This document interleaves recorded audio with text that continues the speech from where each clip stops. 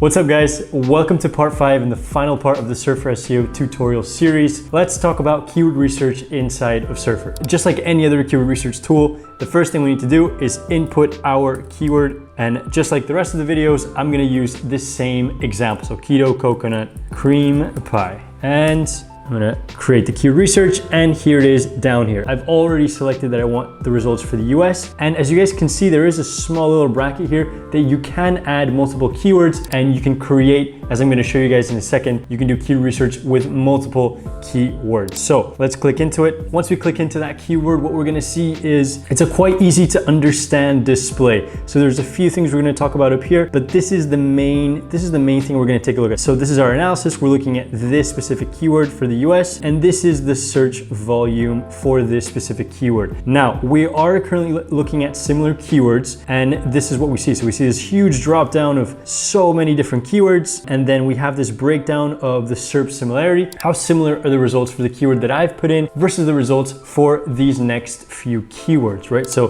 70% SERP similarity, it's telling me that the keyword itself is similar to the one that I have added, right? And then we're looking at the search volume. So we can play around with this. We can change the order of both of these filters, which is a nice touch. Another thing that we can do is we can create clipboards. So as we see over here on the left, let's say that I like a few of these keywords, easy as well, filling. And now what I can do is I can click research, and I can do another search with all of these keywords included, right? So that's gonna help me refine that search a lot more. So as we find interesting keywords, we can just keep adding those to our clipboards. Another thing we wanna take a look at is the having same terms. So as we see right here, having same terms means that all these keywords are gonna contain all the terms of any of the target keyword in any order. So any of these keywords in any order. That's also pretty cool to look at. And a final thing we want to take a look at are the questions. So it's nice to have the questions section because it's an easy way to add headings,